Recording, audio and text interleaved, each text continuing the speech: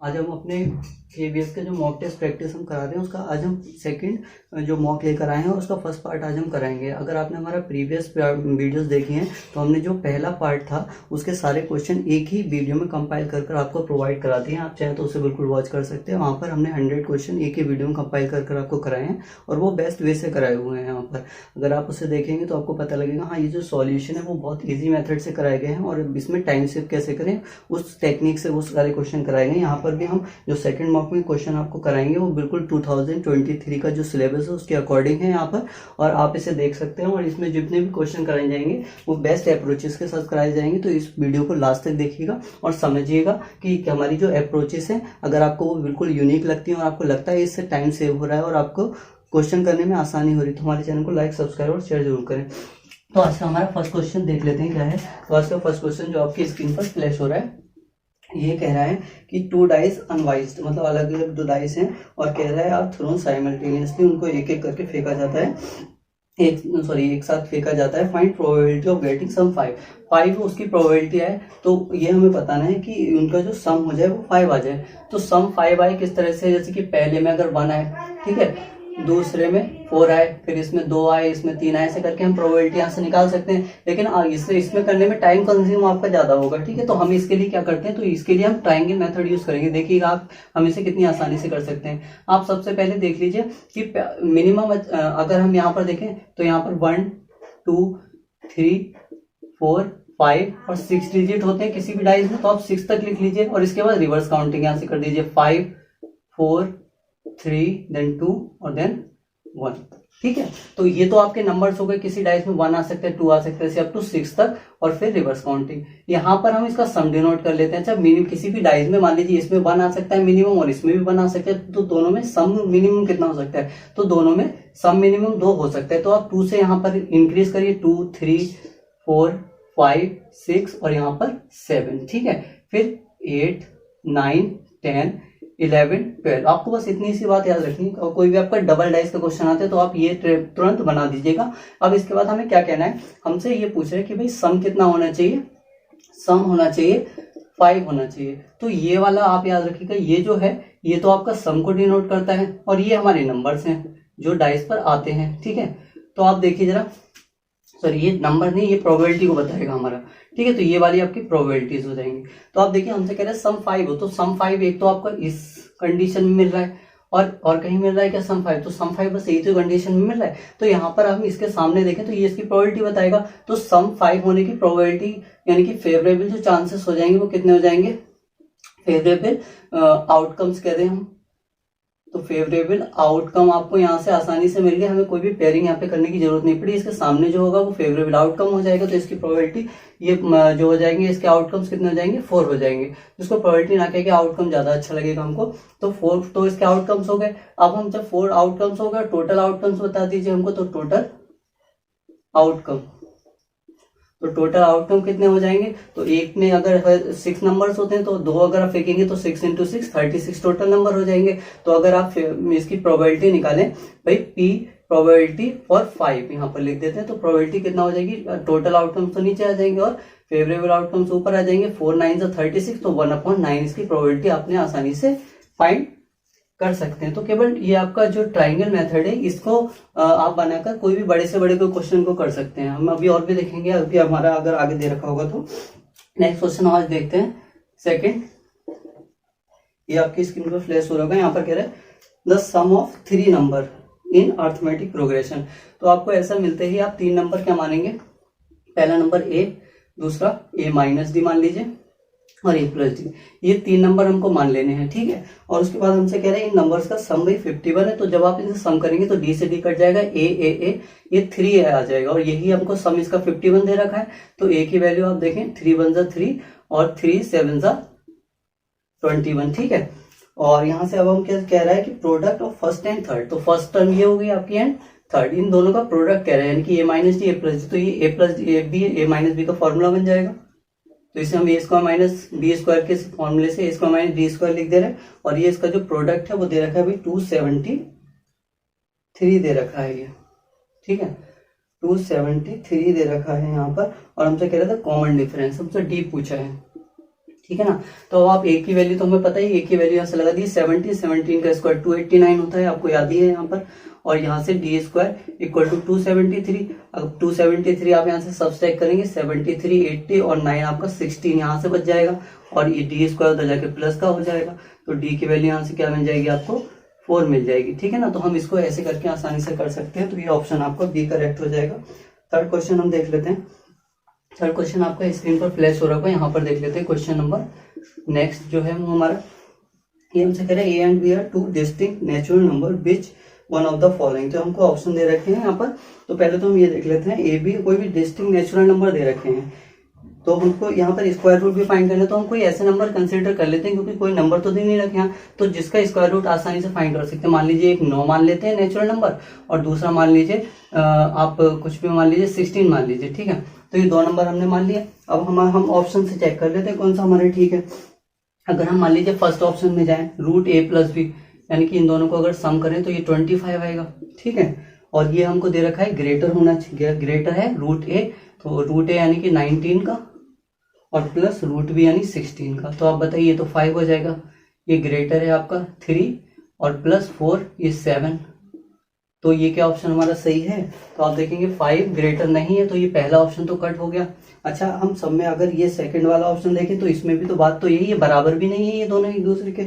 अगर हम third option देखें तो ये रूट ए प्लस बी 5 है, और उसमें दे रखा है ये साइन रिवर्स दे रखा है, और ये साइन रिवर्स पे तो सही हो जाएगा ना ये। तो हम यहाँ से डायरेक्ट, हमें इसको हर किसी में लगाने की जरूरत नहीं है, हम थर्ड वाला ऑप्शन यहाँ से डायरेक्ट कह पाएंगे सही है, क्योंकि यहाँ ये हमारा अगर साइन उल्टा करते तो ये सही हो जाएगा ना हमारा। और जो थर्ड वाला ऑप्शन है उसमें साइन आपका ग्रेटर देन का इस साइड है 7 की तरफ। ठीक है, तो यहाँ पर 7 ग्रेटर देन 5 ठीक हो जाएगा यहाँ पर थर्ड वाला ऑप्शन। नेक्स्ट क्वेश्चन देखिएगा क्या कह रहा है। तो नेक्स्ट क्वेश्चन हमसे ये कह रहा है कि if there are m chances for occurring, ठीक है, अकरिंग एन इवेंट, तो एक इवेंट होने के चांसेस। ठीक है, तो मान लीजिए कोई इवेंट होने के चांसेस हैं, तो अकरेंस,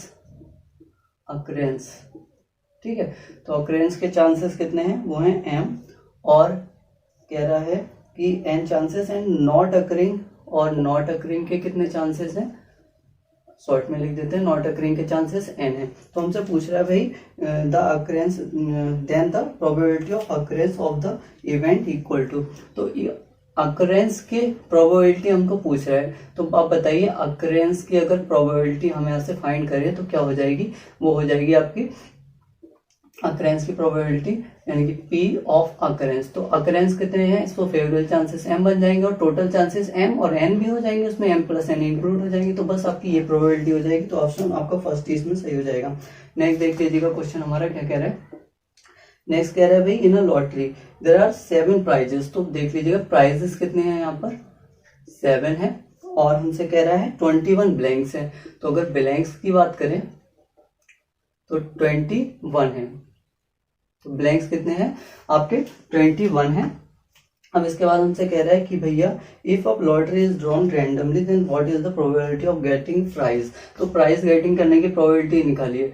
तो प्रोबेबिलिटी ऑफ प्राइज की कितनी हो जाएगी, तो आप कहेंगे भाई टोटल फेवरेबल चांसेस 7 ही तो यहाँ पर प्राइस है, 7 से ज्यादा थोड़ी चाहिए, तो 7 यहाँ पर फेवरेबल चांसेस हो सकते हैं, 7 बार आ सकती है प्राइस हमारा। और टोटल चांसेस देखें तो इसमें तो भी ब्लैंक भी इंक्लूड हो जाएंगे ना, और प्राइस के साथ ब्लैंक टोटल हो जाएंगे, तो 21 और 7 3 7 4 द 28 आपका ये हो जाएगा। इससे आप डिवाइड करेंगे तो 1/4 इसकी प्रोबेबिलिटी हो जाएगी प्राइस आने की प्रोबेबिलिटी वहां पर, तो 1/4 इसका आंसर हो जाएगा।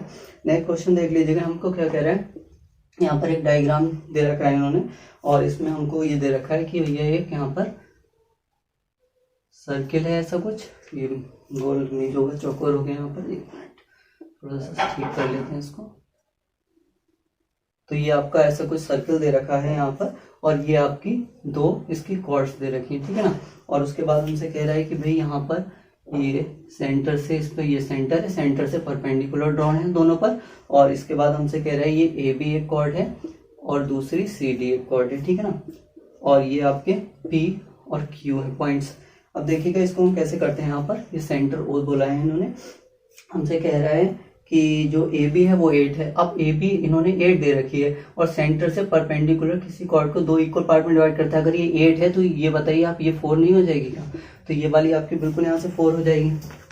तो अभी हम इसे देखते हैं, ये अगर 4 हो जाएगी यहाँ से, ब्लैक पेन से लिख लेते हैं इसे। और इसके बाद यहाँ देखें ये वाली CD भी इन्होंने दे रखी है, CD इक्वल टू 6 दे रखी है, तो ये भी परपेंडिकुलर है क्वाड पर, तो ये आधी हो जाएगी 6 की हाफ 3 ये हो जाएगी, ठीक है ना। तो जब 4 ये हो गई 3 ये हो गई, अब हमसे पूछा क्या है, लेंथ ऑफ PQ पूछी है, यानी कि P और ये Q, ये इसकी लेंथ हमसे पूछी हुई है, ठीक है। तो आप ये देखिए अगर हम इससे इसको मिला दें तो ये राइट एंगल ट्राइंगल बनाए।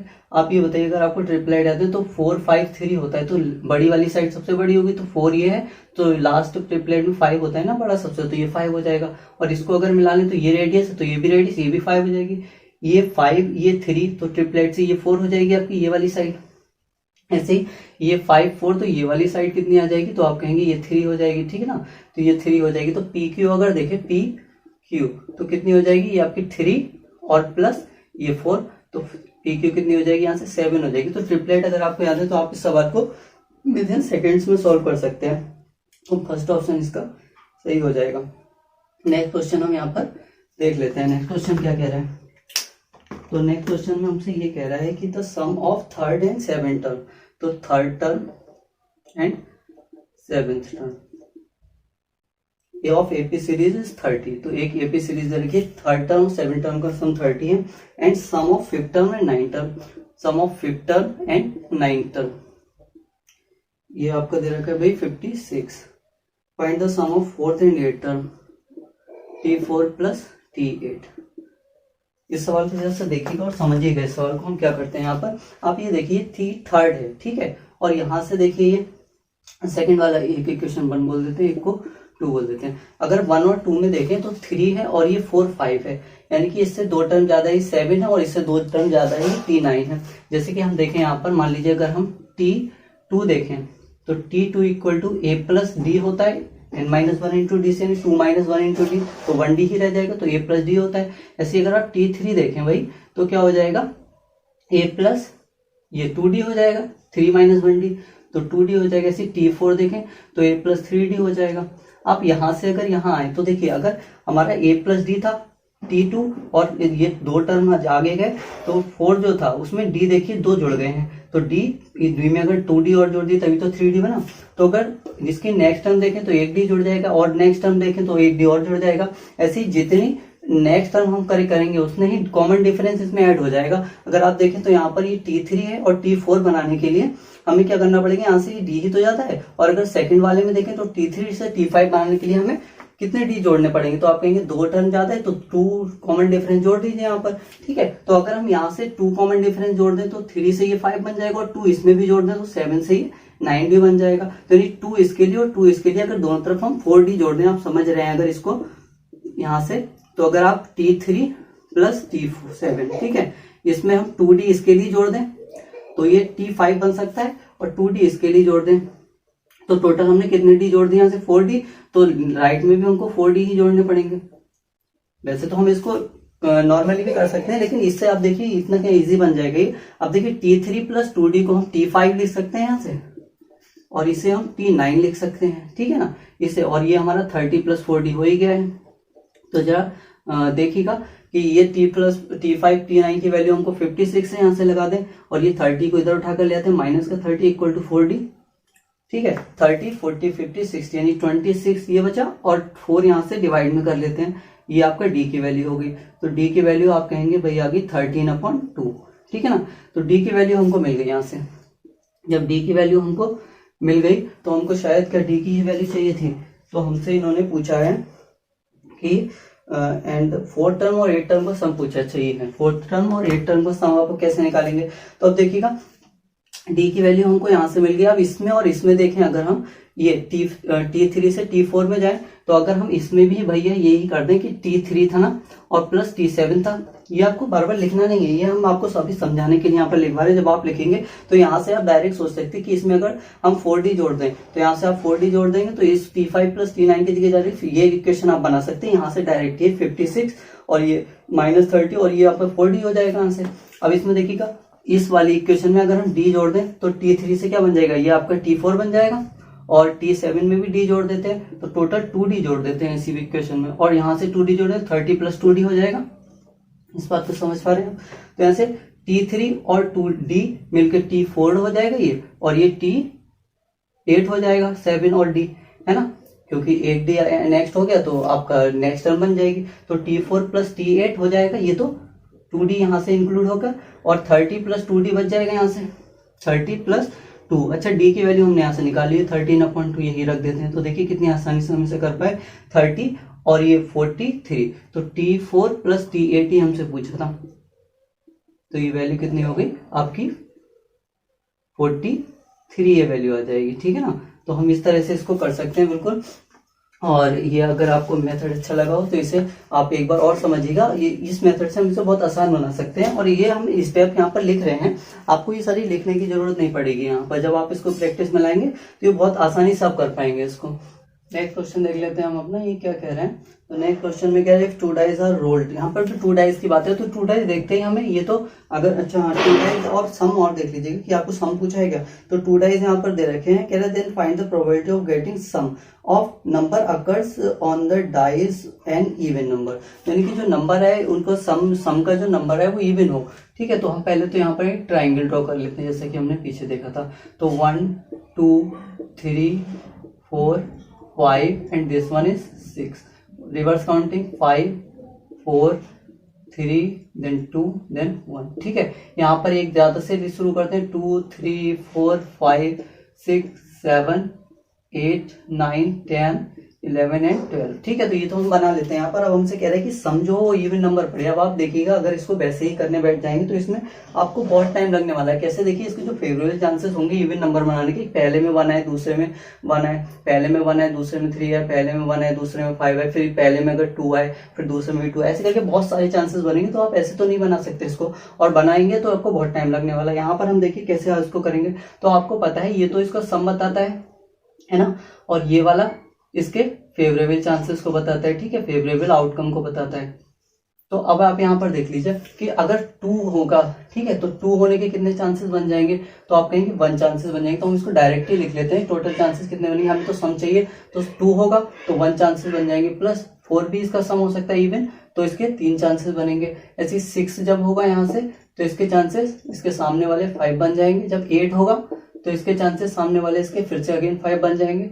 फिर जब 10 होगा तो देखेंगे आप सामने 3 आ रहा है, और जब 12 होगा तो इसके चांसेस 1 बन जाएंगे। आप इसे ऐड करेंगे तो देखिए 5 5 10 3 13 14 और 4 18। तो टोटल भैया आपके जो फेवरेबल, ठीक है, तो फेवरेबल आउटकम बने वो कितने बन गए, 18 बन गए। तो आप 18 पेयर अगर बनाते तो बहुत देर लगती है आपको, तो 18 तो इसके जो है फेवरेबल आउटकम हो गए। और टोटल आउटकम आप बता दीजिए हमको कितने होंगे।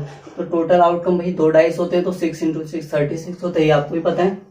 तो प्रोबेबिलिटी ऑफ इवन नंबर आने की, सम जो है वो इवन आ जाए तो क्या हो जाएगा, टोटल चांसेस तो नीचे आ जाएंगे, फेवरेबल कितने 18 वो ऊपर आ जाएंगे। तो आप कहेंगे इसका आंसर कितना हो जाएगा, 1/2 हो जाएगा इसकी प्रोबेबिलिटी ऑफ इवन नंबर की। तो यहाँ से आप इतनी आसानी से इसको कर पाए। नेक्स्ट देख लीजिएगा क्वेश्चन हमारा क्या कह रहा है। नेक्स्ट क्वेश्चन कह रहे थे area of a triangle is 5। आप देखिएगा इस क्वेश्चन को हम कितनी इजीली कर पाएंगे। एरिया ट्राइंगल का 5, और बहुत ही लेंथी क्वेश्चन आपको दिख ही रहा होगा जो है स्क्रीन पर। तो एंड 2 ऑफ इट्स वर्टिसेस, मान लीजिए इसके 2 वर्टिसेस है, ये मान लीजिए कोई ऐसा करके एक ट्राइंगल दे रखा है हमको, इसके A B C, यहाँ पर इसके 2 वर्टिसेस दे रखे हैं, A है 2,1 है, जो B है वो 3,-2 है, इसका एरिया 5 दे रखा है। और देन द थर्ड वर्टिसेस, और जो है फर्स्ट क्वाड्रेंट में, तो जो थर्ड वर्टिसेस है मान लीजिए C lie in first QUAD quadrant, ठीक है, फर्स्ट क्वाड्रेंट में पड़ रहा है। तो which lies on Y equal to, तो ये C है वो लाई किस लाइन पर कर रहा है, वो लाइन की इक्वेशन दे रखी है आपको, Y इक्वल टू x + 3। तो भाई या तो इसमें देखिए आप कितना लंबा सवाल इसकी बन जाएगा। पहले हम यहाँ पर ट्राइंगल का फॉर्मूला लगाएं वर्टिसेस से, और उस ट्राइंगल के फॉर्मूले से लगाकर x की वैल्यू निकालें और y की वैल्यू यहाँ से निकालें, और फिर मतलब उससे एक इक्वेशन मिलेगी, और एक इक्वेशन इन्होंने चाहिए ये वाली इक्वेशन दे रखी है, इस दोनों इक्वेशन से x और y की वैल्यू निकालें। ठीक है, तो बोला पहले तो हम ट्राइंगल का फॉर्मूला ही आपको पता है कितना लंबा होता है इसका, ठीक है, जो हम निकालते हैं, जो कहते हैं आप x1 x2 x3 फिर y12 y2 minus y1 y3 minus y2, ऐसे करके जो कितना लेंथी सा फॉर्मूला होता है जो आपको पता होगा, तो उससे आप निकालें। यहाँ से x और y में एक इक्वेशन मिले, एक ये मिले, तब आप x और y की वैल्यू को सॉल्व करें, तब आप निकालें। दूसरा हम ये बिल्कुल नहीं करने वाले। आप एक बार बताइए C जो है वो हमसे ये कह रहा है इस लाइन पर तो लाई कर ही रहा है, तो सी अगर इस लाइन पर लाई कर रहा है तो सी के कोऑर्डिनेट हमको इसमें दे रखे हैं, इनमें से ही कोई होंगे, तो आप ये इनमें से जो भी कोऑर्डिनेट सी के होंगे वो इस इक्वेशन को सेटिस्फाई करेंगे, क्योंकि इसी लाइन पर लाई कर रहा है। तो हम बस खाली इसमें से जो वर्टिसेस है वो इसमें रख कर देखेंगे, जो इस इक्वेशन को सेटिस्फाइड कर जाएगा वही सी के वर्टिसेस हो जाएंगे। तो आप फर्स्ट ऑप्शन अगर चूज करें यहाँ से, तो फर्स्ट ऑप्शन है आपका देखिए 7/2, 13/2। हम यहाँ पर रखकर देखते हैं जरा, क्या अगर 7/2 तो बाई की जगह आप 13/2 रखिए इक्वल टू एक्स, 7/2 प्लस 3 क्या इसे सेटिस्फाइड करेगा? तो आप देखेंगे कि हाँ 3 जा 6, 6 और 7 13/2, तो ये दोनों हमारे सेटिस्फाई करके, यानी कि पहला ही ऑप्शन हमारा सेटिस्फाई करके, तो इसके जो कोऑर्डिनेट हो जाएंगे वो बिल्कुल 7/2 हो जाएगा, 13/2 हो जाएगा, ये वाले इसके कोऑर्डिनेट हो जाएंगे यहाँ से। तो हम इसको आसानी से कर सकते थे, हमें बिल्कुल भी सॉल्व करने की इससे जरूरत नहीं थी पूरा। देखिएगा नेक्स्ट क्वेश्चन हमसे ये कह रहा है, इस क्वेश्चन को देखिएगा समझिएगा, और आप इस क्वेश्चन को पहले वीडियो को पॉज करके खुद करने की कोशिश कीजिएगा और फिर देखिएगा ये कितना लेंथी क्वेश्चन होता है और हम इसको कितना शॉर्ट करते हैं। देखिए, और अगर आप यहाँ पर एग्जाम में वाइल द टाइम, क्योंकि अगर टाइम की शॉर्टेज होती है तो आप इसमें फ्रस्ट्रेट भी हो सकते हैं और आपको लग सकता है ये क्वेश्चन काफी लेंथी है। देखिए, तो इसे हमें लेंथी बिल्कुल नहीं बनाना। यहाँ पर हम देखते हैं क्या कर सकते हैं इसमें। आप केवल इसमें इतना सोचिए कि भाई क्या करना है हमको इसमें, एक सेकंड की वैल्यू क्या निकालनी है वो तो देख लें हम। तो यहाँ पर हमको ए की वैल्यू फाइंड करनी है, ठीक है, ए की वैल्यू फाइंड करनी है। तो ए की वैल्यू फाइंड करनी है तो हम ऐसा करते हैं, आप यहाँ से जो ऑप्शन आपके दे रखे हैं वो देखिए जरा। एक ए दे रखा है, सेकेंड ऑप्शन देखिए 1/10 दे रखा है और 9/10 दे रखा है, और यहाँ से बात करें आप थर्ड ऑप्शन जो है वो आपको सी दे रखा है। तो देखिए ए और सी तो आप एलिमिनेट वैसे ही कर सकते हैं यहाँ से, क्योंकि अगर आप ए भी रखेंगे तो ये तो ऑलरेडी है ही इसमें, ठीक है, तो इक्वेशन को तो सेटिस्फाई नहीं कर रहे हैं। यहाँ पर सी रखेंगे तो फिर से यहाँ ए की जगह सी आ जाएगा, तब भी कोई सेटिस्फाई नहीं कर रही है इक्वेशन को, ठीक है। तो अब हम यहाँ पर केवल ऑप्शन बचा हमारा थर्ड एंड ऑप्शन फोर्थ बचा है, ठीक है। फोर्थ भी ऑप्शन लिख लेते हैं यहाँ पर 1/5 एंड 4/5। तो 1/5 एंड 4/5 ये ऑप्शन है। तो हम पहले ही कोई भी ऑप्शन, आप इन दोनों में वही तो ऑप्शन बचे हैं, यहाँ पर रखकर चेक करिएगा। तो पहले से थोड़ा शॉर्ट कर देते हैं, उससे पहले यहाँ पर देखिए 3√1 - a/a, और इसको इधर उठा कर ले आते हैं तो +3a/1 - a, ठीक है। और इस 9 को उधर भेज देते हैं तो 19 - 9 ये 10 हो जाएगा यहाँ से, ठीक है। अब इसमें रखकर देख लीजिए, आप यही ऑप्शन रखकर देखिए यहाँ कर, तो ये क्या हो जाएगा 1 माइनस ए की वैल्यू, ये ऑप्शन रखेंगे तो 1/10 अपॉन ये आपका रख लीजिए, तो इससे हम थोड़ा और बड़ा कर लेते हैं, ये 1/10 यहाँ आ जाएगा +3 और रूट ये 1/10 1 - 1/10, ठीक है।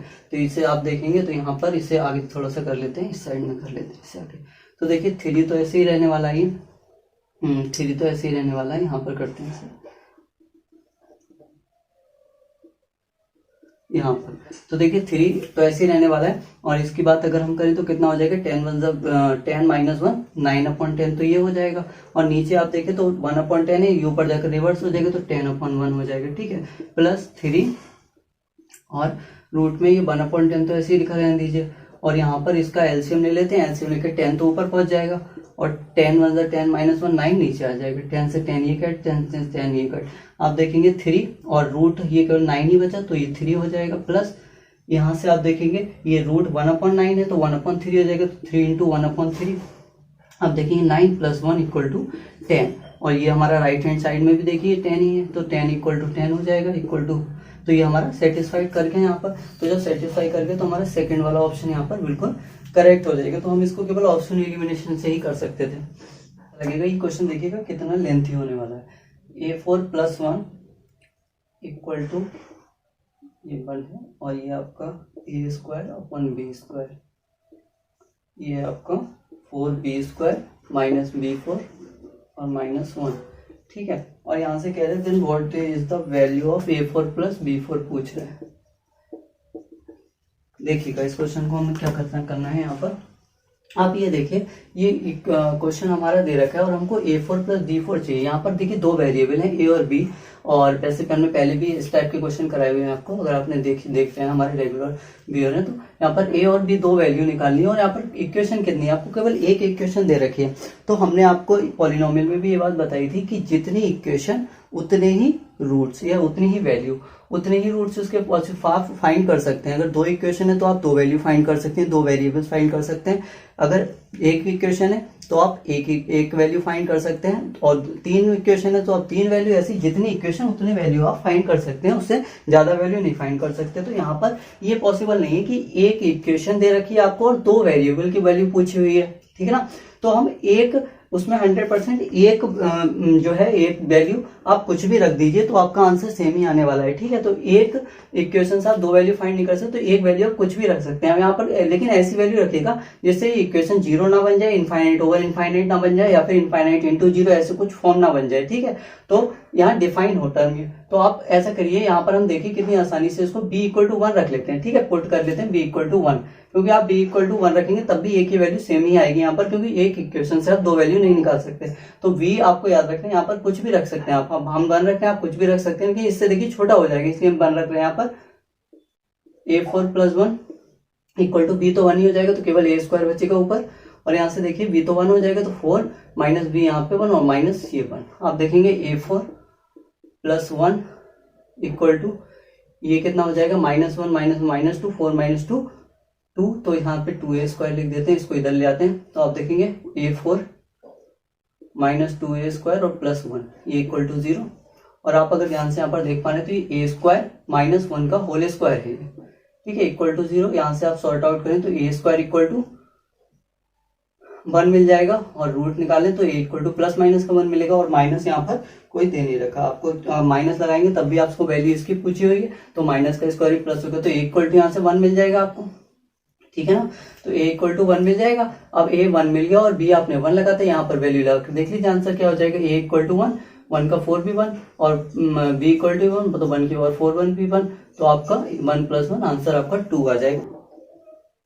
हमको ये दे रखा है SN with the sum of first n term of AP, तो हमको एक इक्वेशन दे रखी है S2n equal to 3n plus 14n square, ठीक है। तो हमको कह रहा है what is the common difference, ठीक है, और हमसे साथ में ये भी कह रहा था स्टार्टिंग में SN with the sum of n terms, तो हमको ये निकालना है, d निकालना है। तो अब हम यहाँ पर क्या करेंगे, तो यहाँ पर देखिएगा इसमें हम क्या कर सकते हैं। वैसे तो आप ये सोचिएगा कभी भी ऐसा क्वेश्चन आता है कि हम अगर S1 मान लीजिए कोई सीरीज ये है A1 2 3 4 है ना, तो अगर ये सीरीज है, अगर हम पहली टर्म बोलें तो कितना हो जाएगी T1, और अगर हम S1 बोले आपसे, S1 मतलब एक टर्म का सम, तो एक टर्म का सम भी तो यही होगा S1, है ना। तो अगर एक टर्म का सम हमेशा वही टर्म होती है जो फर्स्ट टर्म होती है, यानी S1 इक्वल टू A ही होता है हमेशा। तो आप यहाँ से 1 निकालने की कोशिश करिएगा। पहले 1 कैसे निकाल सकते हैं, अगर n की जगह 1/2 हम पुट करते हैं, ठीक है, तो s और 1/2 कर देंगे, 2 से 2 कट जाए, S1 ही तो आ जाएगा, यानी a आ जाएगा हमारा, ठीक है।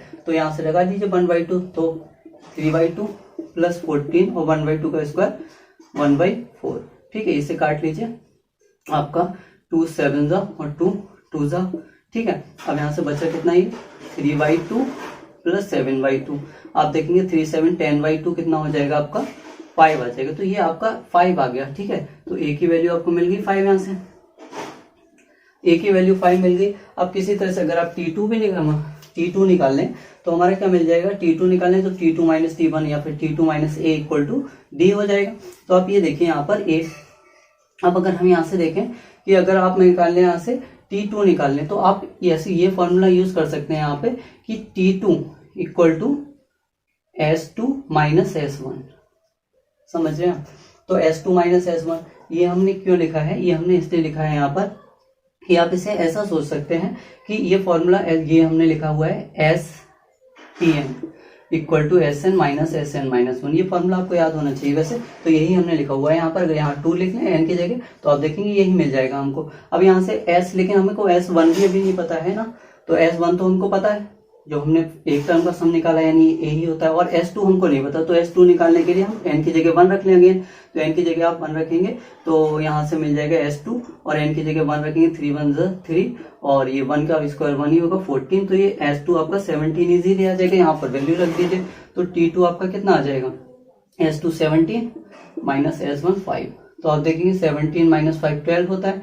ये तो T2 आ गया, तो आप D निकालेंगे तो क्या हो जाता है, T2 माइनस T1, ठीक है, यानी कि 12 माइनस T1, ये A ही हमारा T1 है, ठीक है ना, A ही हमारा T1 है। तो यहाँ से 5 कर लीजिए, 5 आप इसमें सब्सट्रैक्ट करेंगे तो 7 आपका आंसर आ जाएगा यहाँ से। तो हम इसे ऐसे करके कर सकते थे। वैसे अगर हम S2 देखें यहाँ पर, तो ये S2 क्या होता है, S2 होता है आपका जो S1 है, इसमें 2D जोड़ते हैं, आप इसमें 2 बार भी इसको सब्सट्रैक्ट कर सकते थे, ठीक है, 10 का ट्वाइस भी डायरेक्ट सब्सट्रैक्ट भी कर सकते थे आप, अगर ऐसा सोच पा रहे हैं कि यहाँ पर क्योंकि S2 क्या होता है, वो D को आप 2 टाइम्स अगर जोड़ेंगे तभी तो ये बनेगा, तो आप यहाँ से 5 का ट्वाइस भी सब्सट्रैक्ट कर सकते हैं। वैसे ये आपको फॉर्मूला याद होना चाहिए, ठीक है, इस फॉर्मूले से हम इजीली यहाँ पर कर पा रहे हैं। तो इसका आंसर आपका 7 आ गया। नेक्स्ट क्वेश्चन देखिएगा, ये स्टैटिस्टिक्स का क्वेश्चन है, और स्टैटिस्टिक्स का हमने पूरा बेसिक से वीडियो कल ही अपलोड कराया है, आप उसको बिल्कुल वॉच कर सकते हैं, उससे आपके और ज्यादा क्लियर हो जाएगा। तो यहाँ पर आप देखिए, फिलहाल हम इसको मीडियन ऑफ हाइट निकाल लें। यहाँ पर लड़कियां की लेंथ दे रखी है, गर्ल्स की लेंथ दे रखी है, और नंबर ऑफ गर्ल्स दे रखा है, ठीक है। तो अच्छा, ये हमें ये जो अगर आपने वीडियो देखी थी आपकी जो स्टैटिस्टिक्स की थी इसमें मीडियन वाली, तो उसमें हमें एक कॉन्टिन्यूस डाटा चाहिए होता है, जैसे 120 से 125 125 130, तो ऐसा कोई कॉन्टिन्यूस डाटा तो दे नहीं रखा है यहाँ पे, क्योंकि हमको इसका डेविएशन पता करना होता है, कितने का डेविएशन। तो हम ऐसा कर लेते हैं, इसकी ग्रुपिंग करने के लिए हम क्या करते हैं, इसको डेविएशन ग्रुप बना लेते हैं। तो हम क्या कहेंगे, मान लीजिए लेस देन 140, ठीक है, ये हाइट को देख लेते हैं यहाँ पर, लेस देन 140। अब 140 से 145 तक काउंट कर लेते हैं, ठीक है, 140 से 145 तक, ऐसे हमें 165 तक जाना है, तो 145 से 150, 150 से 155, एंड 155 से 160, देन 160 से 165। अब देख पा रहे हैं यहाँ पर हमने 5 के गैप में एक टेबल ड्रॉ कर लिए, ठीक है। अब यहाँ पर हम क्या करते हैं, यहाँ पर आप नंबर ऑफ गर्ल्स देखिएगा, आप यहाँ पर एक बात और समझिएगा, जैसे 140 तक आपकी गर्ल्स हैं 4, ठीक है, अब 140 तक तो 4 है, तो ये तो 4 ही आ गई। अब यहाँ से 140 से 145 तक की हमको चाहिए, लेकिन यहाँ 145 से जितनी भी नीचे हैं वो सारी गर्ल्स आ गई हैं 11 में। तो जब सारी गर्ल्स यहाँ पर आ गई हैं, तो आप क्या कर सकते हैं इसमें, तो अगर ये हमारी पीछे वाली भी तो गर्ल्स होंगी इसमें 145 से कम वाली, क्योंकि तो लेस है 145, यानी 4 भी गर्ल्स इसमें इंक्लूड है, लेकिन हमको तो केवल 140 के बाद वाली गर्ल्स चाहिए, तो 140 वाली सब्सट्रैक्ट कर दें, यानी 11 में से 4 गया, तो आपका कितना बचा, 7। समझ पा रहे हैं आप इतनी बात। अब नेक्स्ट हमको 145 से 150 तक चाहिए था। अब एक बात बताओ, 145 से नीचे वाली तो नहीं चाहिए हमको, तो 145 से नीचे ये वाली भी गर्ल्स और ये वाली भी गर्ल्स, इन दोनों को हमें सब्सट्रैक्ट करना पड़ेगा ना।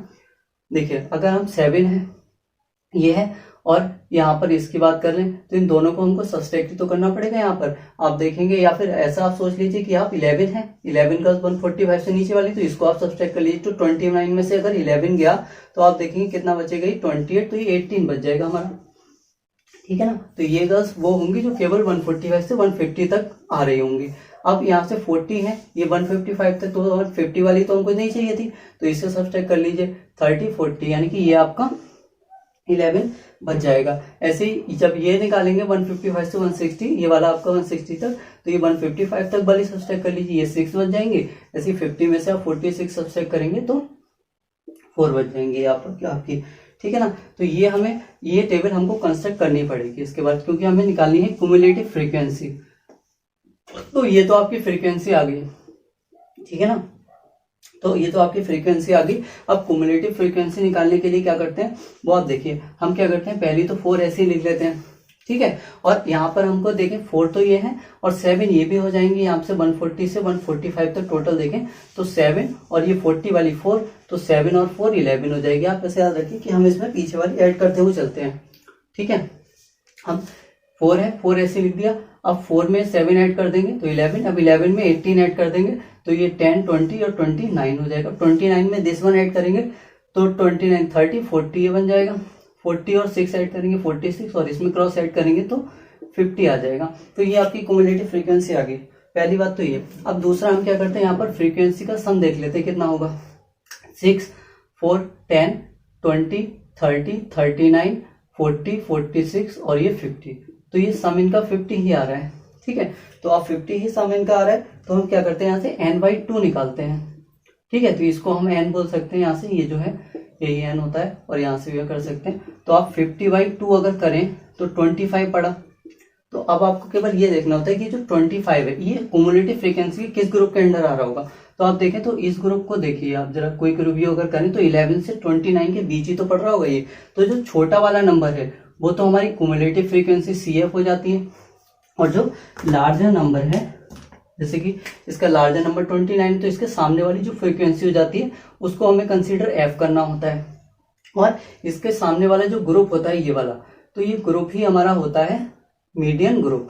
ठीक है, इसकी जो लोअर वैल्यू होती है उसको L कंसीडर करते हैं, L फॉर लोअर, तो लोअर वैल्यू को L कंसीडर कर लेते हैं। और यही वैल्यू आप देखें फॉर्मूले में हमें रखनी होती है। फॉर्मूला अब हम लिखते हैं यहाँ पर, तो फॉर्मूला केवल इसका एक ही होता है जो आपका मीडियन का होता है। तो देखिए हमें कुछ ज्यादा अप्रोच यहाँ पर नहीं लगानी होती। क्या होता है, L plus n/2 minus CF, CF मतलब cumulative frequency, upon F into H। अच्छा, H क्या होता है, H होता है ग्रुप का डेविएशन। हमने यहाँ से ग्रुप का डेविएशन ये निकाला है ग्रुप, तो ग्रुप किसी में से भी सब्सट्रैक्ट कर लीजिए, पीछे वाले को सेम ही आता है, तो H इक्वल टू आ जाएगा 5। ठीक है, 55 और 60 चाहे नीचे डिफरेंस, तो 5 का आ गया आपका H। अब ये वैल्यू हमको इसमें लगा ली, देखिए L की वैल्यू 145, n/2 की वैल्यू हमने ये निकाली 25, माइनस CF बता दीजिए क्युमुलेटिव फ्रीक्वेंसी, हमने कहा ये छोटी वाली वैल्यू CF होती है यानी 11, अपन F बता दीजिए, F कितना है ये 18, और इंटू H 5। ठीक है ना, सॉल्व कर लीजिए इसको। ये आपका 24 और 1 सेकेंड 24 और ये 14 बचेगा, अपन 18 और इंटू 5, तो 145 प्लस देखिए 70 हो जाएगा अपॉन 18। इसे अगर डिवाइड करेंगे 18 4 तो 72 हो जाता है, तो 18 4 जाएगा नहीं, 18 3 जाएगा 54, और 6 60 70 16 बचेगा, पॉइंट लगाकर आप 0 बढ़ा लीजिए। ठीक है, 60 ये आपका 160 हो गया, 18 9 जा 160 होता है, 18 8 जा 144 होता है, तो 8 9 के समथिंग आएगा, तो इसको 9 ही क्यों ना लिख लें हम, तो अप्रॉक्स में हम इसको 9 ही लिख लेते हैं।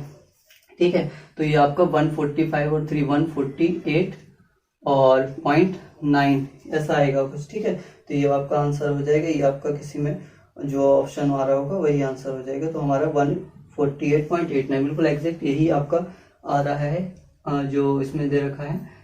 ये 8 9 था ना, तो 8 9 ही इन्होंने दे रखा है, हमने इसको अप्रोक्स में 9 कर लिया था, तो आंसर आपका ये है, और इन्होंने जो दे रखा है वो 8 9 ही दे रखा है, मतलब आंसर भी बिल्कुल सेम ही आ रहा है, 148.89 ही आ रहा है आंसर। ठीक है, तो आप इससे ऐसे कर सकते हैं। तो ये हमने स्टैटिस्टिक्स की पूरी वीडियो अपलोड करा दिया, आप उससे भी बिल्कुल मैच कर सकते हैं। नेक्स्ट क्वेश्चन देख लेते हैं। तो ये क्या कह रहा है, ये कह रहा है find the area of the sector of a circle with radius of 2 centimetre. समझिएगा इसको, radius 2 centimetre and centre angle जो है थीटा मान लेते हैं, वो आपको 30 डिग्री दे रखा है। तो आपको पता है ये क्या होता है, तो अगर हम इसका ये देखें पाई आर स्क्वायर, तो इसका टोटल एरिया होता है। ठीक है, पाई आर स्क्वायर, लेकिन हमको 30 डिग्री का एंगल चाहिए, मतलब 30 डिग्री का एरिया चाहिए, तो ये पाई आर स्क्वायर जो होता है वो 360 डिग्री का एरिया होता है, तो हमको तो केवल 30 का चाहिए। तो आप फॉर्मूला आपको याद करने की बिल्कुल जरूरत नहीं, जो होता है कि आपका सेक्टोरियल फॉर्मूला क्या होता है, pi r square upon a into theta. ठीक है, तो आप ऐसे सोच सकते हैं ना कि पाई आर स्क्वायर तो टोटल एरिया होता है, नहीं 360 डिग्री टोटल होता है, एंगल जो सर्किल बनाता है तो 360 डिग्री का है, आपको 30 डिग्री का चाहिए, तो 0 से 0 कैंसिल आउट कर दिए, 1 2, तो ये आपका कितना आ जाएगा, पाई 22/7 इंटू आर आपको 2 इंटू 2 दे ही रखा है, और ये 12 है तो अपन 12 लिख लीजिए, 2 2 जा 4 3 जा 12 हो जाएगा, और ये आपका कितना आ गया 22/3 7 जा 21, यानी 1 पॉइंट समथिंग कुछ होगा। तो एक ही ऑप्शन नहीं, आपको 2 ऑप्शन देखिए, थोड़ा सॉल्व करना पड़ेगा। तो 21 1 जा तो 21 बचा, 1 लग यहाँ से 1 लिख लिया हमने, अब 1 ही बचा, तो अब क्या करेंगे, यहाँ से पॉइंट लगाकर 0 बढ़ाएंगे, ये पॉइंट लग के 0 बढ़ गया, एक 0 लगाकर और 0 बढ़ाना पड़ेगा, तो 1.0 में भी आपका केवल एक ही ऑप्शन है, ऐसा 4th। ठीक है, जो आपको ऑप्शन फ्लैश हो रहा है आपकी स्क्रीन पर, तो आपका 1.047। तो आपको पूरा सॉल्व ना करिएगा, पहले आप देख लीजिएगा, कोई ऑप्शन अगर ऐसा दे रखा है तब आप सॉल्व करिएगा इसको। 15 क्वेश्चन आज का देख लीजिएगा। तो जो आपका लास्ट क्वेश्चन है आज का, कह रहा था first term and last term of an AP. तो फर्स्ट टर्म यानी कि ए लिख देते हैं हम यहाँ पर 33 है, और लास्ट टर्म को टीएन लिख देते हैं यहाँ पर 57, को भी माइनस का है। यहाँ पर कह रहे हैं देयर और 16 टर्म्स इन द सीरीज, यानी कि n इक्वल टू 16 दे रखे, टोटल 16 टर्म्स है। तो what will be the sum, then what will be the sum. तो सम पूछ रहा है हमसे भाई, इसका SN पूछ रहा है, ठीक है। तो SN पूछ रहा है, यहाँ से देखिएगा क्या कर सकते हैं हम इसमें। ये देखिए TN में ही पहले लगा लेते हैं फॉर्मूला। TN आपको पता है a plus N minus one into D होता है, तो a की जगह ये लगा दीजिए a plus N minus one into D, यानी कि 16 माइनस वन 13 इंटू डी, ठीक है, इक्वल टू माइनस का 57। माइनस का 57 है, एक बार चेक कर लेते हैं। तो माइनस का 57 ही है। तो ये हो गया, यहाँ से आप वैल्यू थोड़ी सी निकाल लीजिए, 13D इक्वल टू ये अगेन माइनस को हो जाएगा 50, 60, 70, 80 और ये 90 हो जाएगा आपका, क्योंकि और वही माइनस का 90 होगा ना। 30 और 50, 80 और 7, 3, 10, 90 यहाँ से बन गया। तो डी की वैल्यू कितनी होगी, माइनस का 19/13। ये तो आ गई आपकी डी की वैल्यू, ठीक है। और ए की वैल्यू पता है, डी की वैल्यू, एन की वैल्यू, आप तुरंत SN निकाल सकते हैं यहाँ से। SN क्या होता है, n/2, यानी कि 16/2 8 होता है, n/2 2a। तो 2 इंटू ए की जब 2 से मल्टीप्लाई करेंगे 66 plus n minus one into D, तो 2a plus N minus one into n/2, 2a plus N minus one यानी कि 15, और इंटू डी की जगह क्या लगाएंगे आपका, माइनस का 90/13, ठीक है। क्या पॉइंट में आंसर आ जाएगा, चेक कर लेते हैं हम आपका आंसर। इन्होंने किस फॉर्म में दे रखा है, तो आपका आंसर तो यहाँ से मे भी पूरा ही कट रहा है, कुछ दिक्कत हुई क्या यहाँ पर, -56। फिर से एक बार चेक कर लेते हैं। TN आपने कहा a 33 दे रखा था आपका, a plus N minus one into D, तो a प्लस n 60, एक second, n minus one into D 15D होगा भाई, a plus N minus one into D यानी कि 15D होगा, और ये -57 होगा, और ये आपका 15 आएगा नीचे, ठीक है। ये आपका 15 होगा, यहाँ पर भी ये 15 आएगा। यही दिक्कत हुई थी, तो यहाँ से आप 15 लिख सकते हैं, ठीक है। और 15 से आप देख पा रहे हैं 15 से 15 खुद ही कैंसिल आउट हो रहा है, 8 और इंटू 16 माइनस 90 आप करेंगे तो ये आपका कितना आ जाएगा, माइनस का 470, 80, 90 ये आ जाएगा। आप इससे माइनस का 8 4 32 और 8 2 16, 90, तो -192 इसका आंसर आ जाएगा। तो अगर आप, ये था आज का हमारा सेशन। अगर आपको हमारी वीडियो में जो है क्वेश्चन को सॉल्व करने का तरीका, उसके सॉल्यूशन और उसको सॉल्व करने का जो भी वे है, वो अगर बिल्कुल यूनिक लगता है और आपको लगता है इससे टाइम सेविंग हो सकता है, तो हमारे चैनल को लाइक, सब्सक्राइब और शेयर जरूर करें, जिससे हम आपके लिए नेक्स्ट में भी लाइव वीडियो में भी आपको फुल लेंथ के जो है मॉक टेस्ट अवेलेबल करवा सकें। और नेक्स्ट हम इसके बाद KBS के बाद आपका जो है UP TGT का भी बैच जल्दी शुरू करेंगे, उस पर भी हम लाइव आ सके। तो इसलिए हमारे चैनल को सपोर्ट कीजिए, लाइक, सब्सक्राइब और शेयर जरूर करें। मिलते हैं नेक्स्ट